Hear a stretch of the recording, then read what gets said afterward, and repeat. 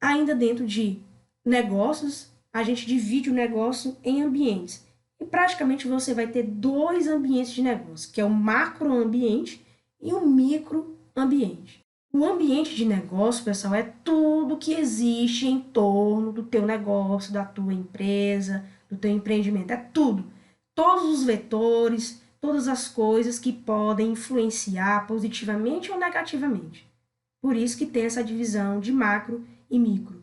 O macroambiente seria o quê? Variáveis econômicas, sociais, tecnológicas, culturais, legais, demográficas e ecológicas. Observe que são variáveis de uma forma mais geral. Por exemplo, as variáveis econômicas vai depender de como é que está a economia, né, no país, durante aquilo que você quer fazer para o teu negócio. Às vezes tem muito negócio, pessoal, que depende da moeda externa, que é o dólar. Às vezes depende do dólar estar mais baixo para aquele negócio ser mais competitivo. Ou ao contrário, às vezes depende do dólar estar em alta para o negócio ter mais rentabilidade. Outro exemplo são as variáveis tecnológicas, que hoje, se a gente parar para refletir e pensar, as variáveis tecnológicas, pessoal, elas têm sido um peso enorme, tanto positivamente como negativamente. Você observa que houve uma mudança, não só na educação, mas na parte de negócio, na parte da economia, na parte das empresas. Aquelas empresas que se adaptaram mais rapidamente dentro dessa pandemia para o lado tecnológico estão se dando bem. Por exemplo, a gente já sabia que tinha Uber Eats, iFood, as entregas, né, de deliveries que existem. Já vivíamos isso. Só que tinha algumas empresas de comida, né, que não estavam nesses locais, nesse ambiente de delivery. Você teria que ir lá para o restaurante, para o local, fazer sua refeição e voltar. Quando surgiu a pandemia, que ninguém mais saiu de casa, o que aconteceu com esses restaurantes que não tinham essa ação de delivery? Para não quebrar, tiveram que se readaptar, ou seja, utilizando a tecnologia, entrando dentro dessas comunidades que já existem, né, como o iFood, como o Uber Eats, ou criando o seu próprio esquema de delivery, utilizando o quê? WhatsApp, utilizando o Instagram. Não sei se vocês observaram também que o Instagram agora, com a nova atualização, tem uma forma de fazer pedidos para a empresa. Tem uma empresa lá, sei lá, de hambúrguer, que ela não conseguiu entrar no iFood nem no Uber Eats. Mas com a atualização do Instagram, a empresa pode notificar o Instagram que vai usar o próprio Instagram para fazer esse contato com o público como um delivery. Então o Instagram, pessoal, também mudou. Olha que interessante, uma rede social mudou também um pouquinho. Está funcionando também, ajudando as empresas que estão lá dentro a fazer essa interação através de deliveries, tá bom? Então, essas variáveis são bem interessantes a gente observar, que elas ajudam, mas se você não observar, não ficar atento, elas derrubam também uma empresa, um negócio. E aí, no material de vocês, eu citei, né, especifiquei de uma por uma qual o significado delas, né, a variável econômica tem muito a ver, como eu falei, com essa questão do PIB, com a questão, às vezes, do dólar também, a variável social está relacionada com a sociedade civil, a questão quem é teu público? É um público que tem um maior conhecimento? É um público que tem um menor conhecimento? É um público que está classe A, classe B, que está na periferia? Essas variáveis sociais também é interessante, pessoal, tá? A variável tecnológica, eu já falei aqui, né? Coloquei um exemplo, até porque nós somos dessa área da tecnologia e eu me sinto mais confortável em falar. Você também tem a variável cultural, que envolve artes, arquitetura e, obviamente, também envolve a questão do social, né? Variável legal, obviamente, se aquele comércio, né, aquele negócio está dentro da legalidade, ok? Variável demográfica, questão de etnia, faixas etárias, tá? E também está relacionada ao social. E a variável ecológica, nessa questão do clima, da região e tudo mais. E o que seria o microambiente? O microambiente, pessoal, é aquele que está mais relacionado à ação. Até coloca aqui no material, né, como um ambiente de tarefa, ou seja, mais voltado para a operação, né, para execução. Por quê? O microambiente é justamente aquilo em que o negócio, a empresa vai agir. Produto, serviço, o que ela vai fazer? É uma empresa de alimentação, é uma empresa de educação, é uma empresa de tecnologia? Então, é o microambiente, é a vida ali da empresa, né? A ação de fato. Quais são, então, esses vetores, né? Essas variáveis dentro do microambiente? O microambiente, pessoal, tem aqui a concorrência, né? Você tem que estar ligada para a concorrência. Um exemplo aqui da concorrência, pessoal, e aí eu vou citar um pouquinho de comida, né? Não sei que horas você está assistindo esse vídeo, mas assim, aqui em Teresina, durante essa pandemia que a gente está vivendo, e vou falar aqui do Disseu, do bairro que eu vivo, ela explodiu demais esses locais, né, que fazem fast food, né, pizza, hambúrguer. E aí tem muita hamburgueria agora aqui no Disseu que explodiu. Já existia, obviamente, né, muito ali na Praça dos Correios, já existiam algumas hamburguerias aqui no bairro, mas surgiram várias, ou seja, é o concorrente. O que vai diferenciar um de outro? Qualidade, pessoal. A concorrência existe e para você conseguir se adaptar, né, para você conseguir clientes, alcançar o teu público, é a qualidade, tá bom? Outro fator aqui, né, outra variável, são os fornecedores. Voltando aqui à questão da comida. Se você vai criar um fast food de hambúrguer, você tem que ter um fornecedor, por exemplo, de pão, que seja um pão muito bom, um pão macio, um pão saboroso. Então, você tem, sim, que ficar atento à questão dos teus fornecedores. Clientes, você tem que saber quem são teus clientes. Qual é o teu público-alvo? Quem que você quer chegar? Quem é que você quer captar ali, né? Então, você tem que ver.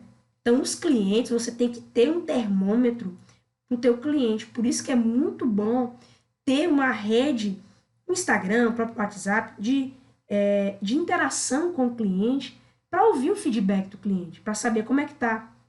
Por exemplo, vocês, né, eu posso citar vocês, alunos, como os meus clientes.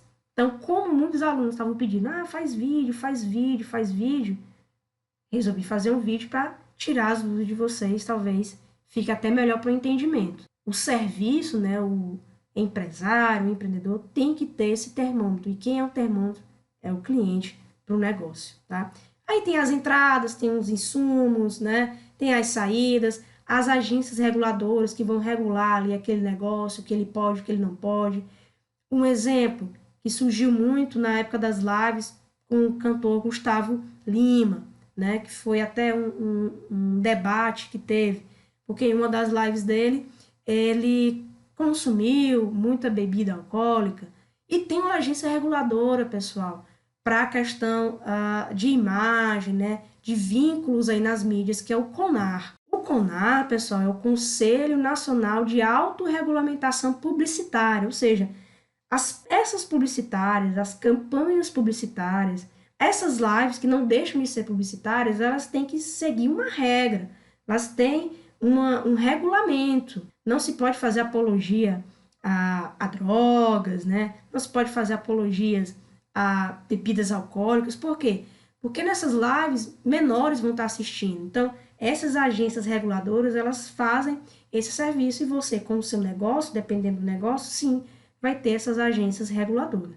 A Anvisa, por exemplo, né, é uma agência reguladora para restaurantes em questão de saúde, né, também. A Anvisa também regula a questão dos remédios, então tudo vai ter uma agência reguladora e isso faz parte do microambiente. Aí no material de vocês tem a especificação de cada um desses vetores, né, do microambiente, fornecedores, clientes, concorrentes, agências e tudo mais. Ainda dentro do ambiente de negócio, tem aqui as dicas para um negócio de sucesso. Lembra que lá atrás eu coloquei alguns fatores que fazem com que o teu negócio falhe.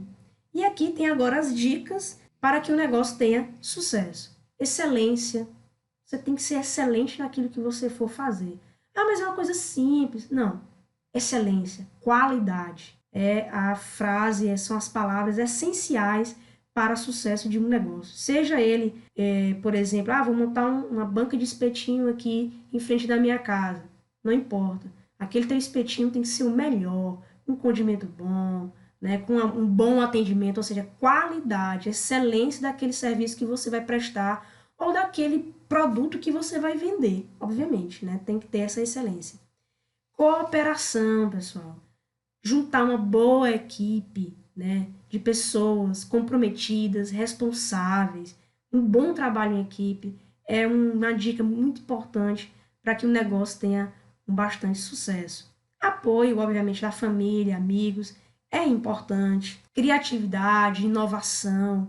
Sempre pense em melhorar, sempre pense em trazer estratégias, né, criatividade para engajar os teus clientes, para captar até mais clientes, né? Soluções novas, não deixa de ser inovação, criatividade, foco no cliente, como eu falei, é o cliente, a gente tem que focar no cliente. Visibilidade, aí vem um pouquinho mais da questão de marketing, né? Para que teu negócio possa ter visibilidade, você tem que estar dentro das plataformas digitais, você tem que conhecer o teu público-alvo, você tem que estar dentro das redes sociais, sim, e responder, né, a teus clientes, interagir com os teus clientes. Não sei se vocês viram duas reportagens recentes que eu achei muito interessante.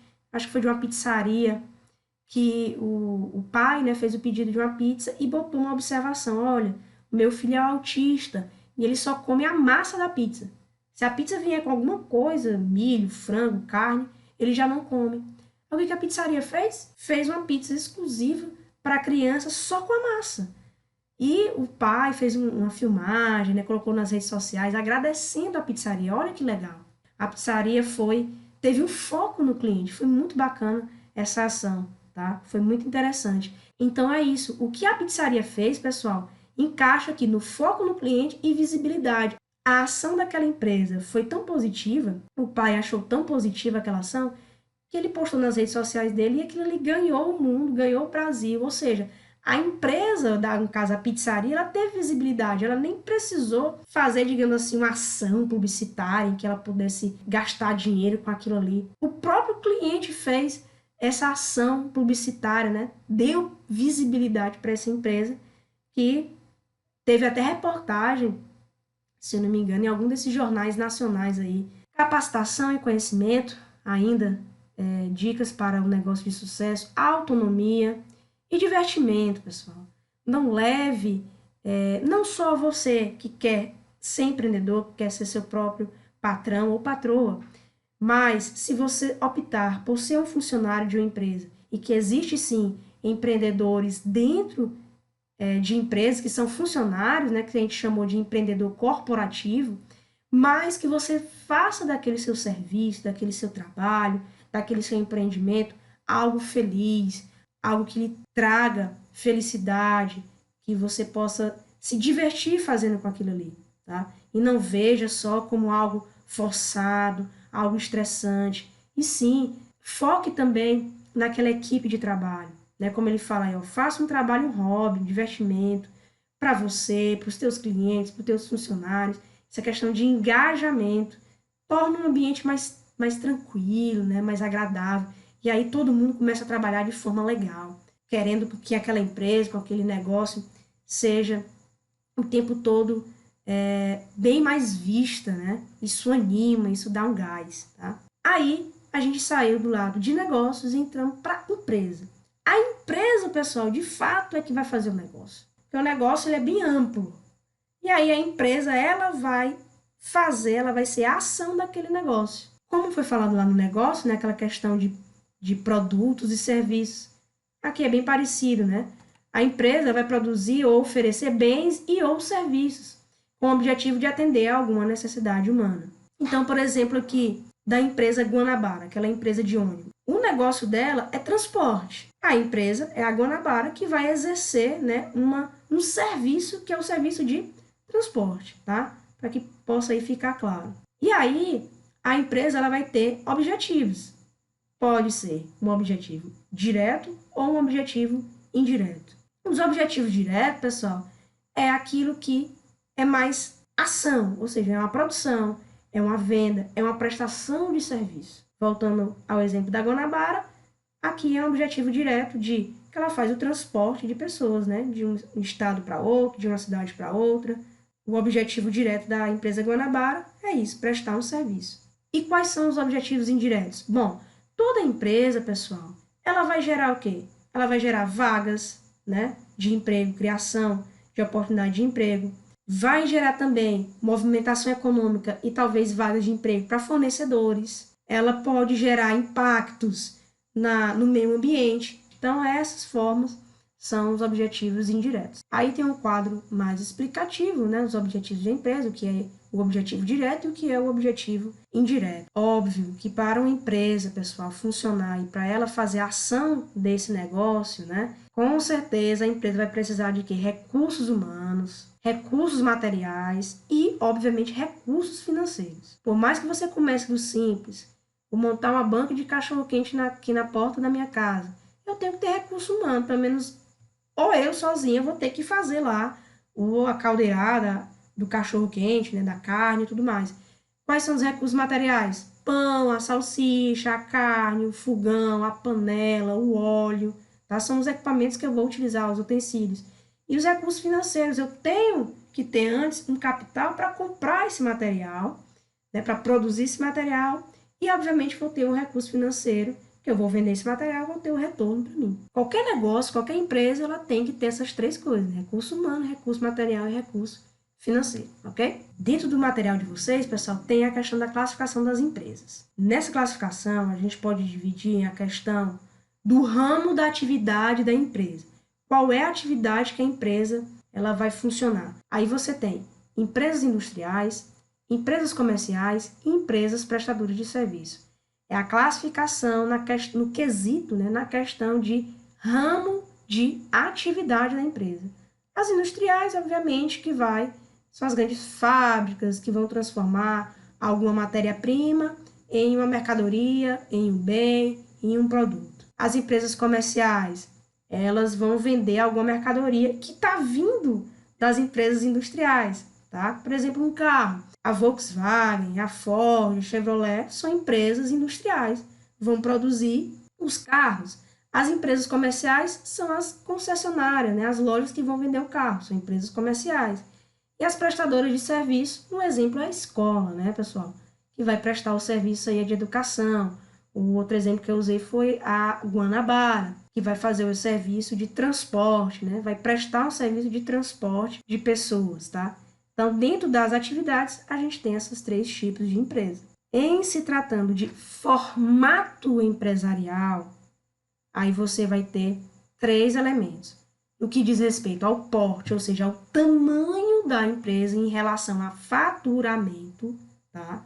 E a questão também de tamanho, de quantidade de pessoas que trabalham naquela empresa, a quantidade de funcionários, colaboradores que trabalham naquela empresa, então é o porte. Outra coisa é o regime tributário.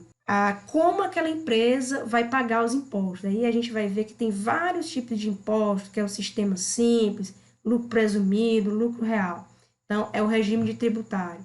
Dependendo das empresas, do porte, inclusive, das empresas, elas vão ter um regime tributário específico, né? Tributos são os impostos que vão incidir na empresa. Isso vai depender um pouquinho do porte, tá bom? E também temos o formato jurídico, que o formato jurídico, pessoal, vai definir, né, como vai ser essa questão da sociedade da empresa. Se é uma pessoa só, se pode ter duas pessoas, se pode ter vários sócios, e aí você vai ter vários tipos desse formato jurídico também. Você tem o microempreendedor individual, que é o chamado MEI, a maioria dos brasileiros estão aí dentro desse tipo aí, desse formato jurídico. Vai ter a empresa individual de responsabilidade limitada, que são chamadas EIRELI, sociedade limitada, sociedade anônima. Isso tudo aí a gente vai ver com mais calma, especificando cada uma delas, tá bom?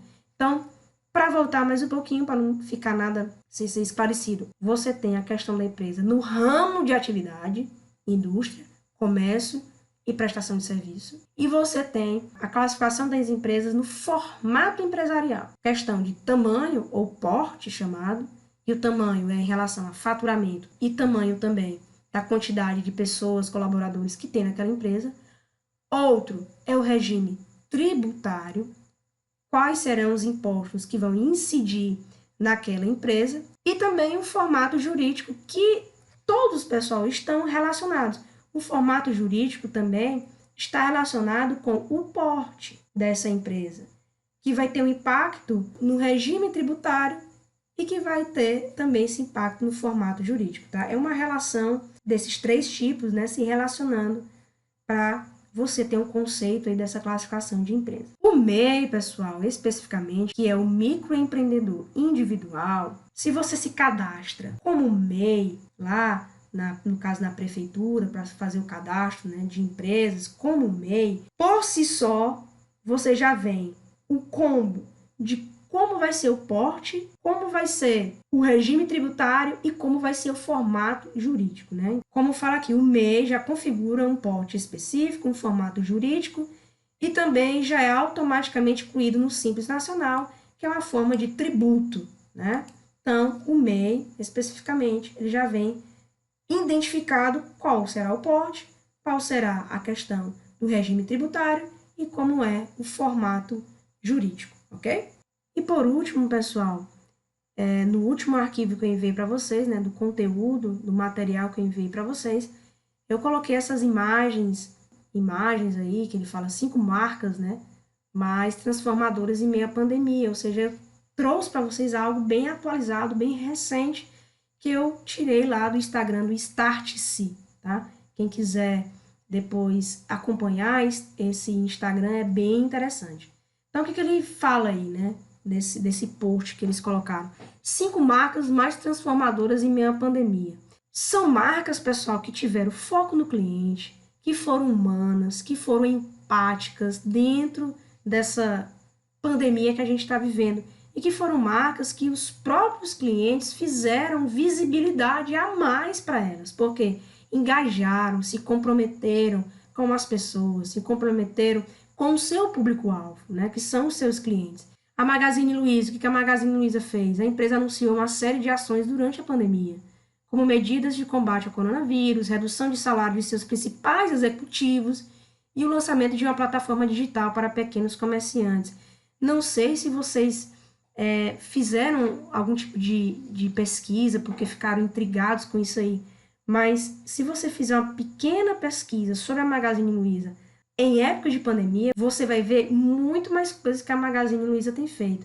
Uma delas que chamou bastante atenção, ela tem o app, né, da Magalu, e que dentro do app, pessoal, para as mulheres, ela pode pedir socorro. Então, olha só, um app, um aplicativo que é para vender coisas, né, pelo modo digital, aí, pelo modo virtual, também tem um lado de empatia às mulheres, porque a gente sabe que a violência doméstica ela aumentou nessa época de pandemia. Então, olha só que visão, né? Olha só que start bacana que a galera do Magazine Luiza teve.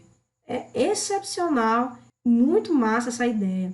Aí, dessa forma, pessoal, é a forma de engajar o cliente. Formas humanas de engajar, de focar no cliente e você trazer mais clientes para você. Sem contar, ainda me estendendo um pouquinho na Magazine Luiza, ela tem esse avatar aí, né, que é chamado de Lu, que a Lu também ela é bem digital, pessoal. Eu conheço um pouco a Magazine Luiza porque ela tem trabalhos no ramo de TI também. A Lu, ela lá no canal do Olhar Digital, que eu recomendo, muito interessante, ela tem uma parte no programa que é só da Lu, falando de tecnologia, ela respondendo aos usuários, né, clientes, falando sobre tecnologia, é bem interessante. Aí você tem a Netflix, né? O que a Netflix fez durante essa pandemia? Recebeu 15,8 milhões de novos assinantes na plataforma, isso foi bom para ela, por quê? As pessoas agora estão dentro de casa, né? Então, estão indo atrás de um conforto para não ficarem meio assim na bad com essa loucura da pandemia. Então, ela recebeu a mais, pessoal, quase 16 milhões de assinantes, né? E no mês de abril, né, deste ano, 2020, lançou uma série documental sobre o novo coronavírus, ou seja, trouxe informação, né, informação para o seu público, informação para os seus assinantes sobre o coronavírus, até para desmistificar muita fake news que a gente está vendo nesse período, né? Ou seja, um trabalho empático, um trabalho humano bem bacana. A Natura empresa aí da parte de beleza, né, de higiene, adotou diversas medidas para facilitar entregas e auxiliar suas consultoras a manterem a renda durante a pandemia, ou seja, não deixou suas consultoras na mão, né? Além disso, anunciou a doação de sabonetes e álcool em gel para comunidades carentes no Brasil. Olha só, mais uma ação social que essa grande empresa, a Natura, fez. O Boticário, também uma outra empresa do ramo, né, da atividade aí de serviços, de higiene e de beleza, né, enviou um comunicado aos funcionários comprometendo-se a não adotar nenhum programa de demissão por 60 dias. Além disso, doou 216 toneladas de itens de higiene para pessoas em vulnerabilidade social, governo e redes públicas de saúde da Bahia e do Paraná, né? Ou seja, uma ação solidária, uma ação social. As empresas preocupadas no lado social, empáticas, né, com as dificuldades que vários brasileiros, principalmente, né, das periferias, das comunidades mais carentes, estão enfrentando. E a Ambev ficou bem também falada, porque ia produzir álcool em gel. Inclusive, surgiu várias fake news, né, em relação a esse álcool em gel da Ambev, que ia distribuir para todas as pessoas e tudo mais. Não, não foi assim. A Ambev sim, produziu álcool em gel, mas para ser distribuído para os hospitais, para os enfermeiros, médicos, pessoal que está aí na frente de trabalho dessa pandemia, né? A empresa anunciou, junto com a Prefeitura de São Paulo, a Gerdau, que é uma outra empresa também, e o Hospital Albert Einstein, a construção de 100 novos leitos de hospital, né, lá em São Paulo. A companhia também passou a produzir álcool em gel para distribuir aos hospitais públicos de diversos municípios no Brasil. Olha só, né? Empresas grandes, que com certeza têm lucros enormes, que tiveram um olhar humano dentro dessa questão da pandemia, que é um lado bem interessante. E por si só, pessoal, a empresa não precisa nem fazer uma publicidade enorme que está fazendo isso.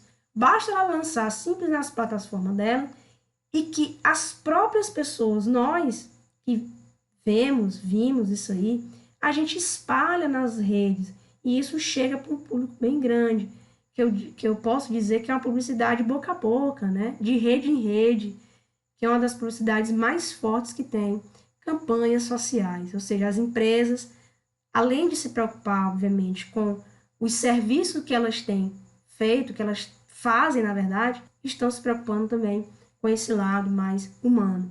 E isso traz uma positividade bastante, um engajamento maior dessas empresas com seus públicos-alvos.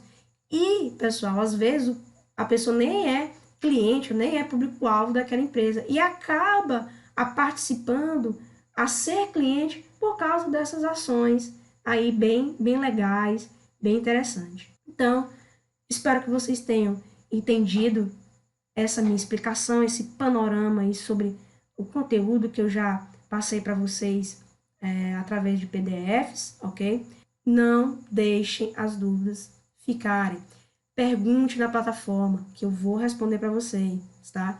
E lá na plataforma eu deixei também o WhatsApp para que você possa fazer uma pergunta mais específica, mais direta. Só não fique com dúvida, tá bom? Espero que todo mundo tenha entendido, que tenha ficado tudo mais claro, um ânimo a mais, tá bom? E a dúvida, pergunte.